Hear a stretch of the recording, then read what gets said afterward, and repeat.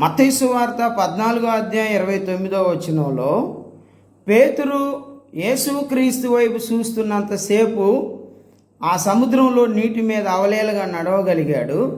యేసుక్రీస్తుకి అలాగే పేతురుకి మధ్యలో వారు అలా నడుస్తూ ఉండగా ఎప్పుడైతే గాలి వచ్చిందో ఆ గాలిని చూసినటువంటి పేతురు మునిగిపోసాగినని బైబిల్ గ్రంథం మనకు తెలియజేస్తుంది. కనుక ఇక్కడ ప్రియ విశ్వాసులారు గమనించాలి, దేవునిలో మనం ముందుకు వెళుతున్నప్పుడు అనేకమైన కష్టాలు, శ్రమలు, శోధనలు, కన్నీటి పరిస్థితులు తప్పనిసరిగా వస్తాయి. అయితే పేతురు గనక గాలిని చూసినట్లు మనం ఇటువైపు చూస్తే విశ్వాసంలో పడిపోతాం. అందుకే హెబ్రీ పత్రిక 13వ అధ్యాయం 1వ వచనం మనకి ఏం చెప్తుందంటే, విశ్వాసమునకు కర్తయు దాన్ని కొనసాగించువాడైన యేసు వైపు చూచుచు అని ఉంది. కనుక మనందరం కూడా విశ్వాస జీవితం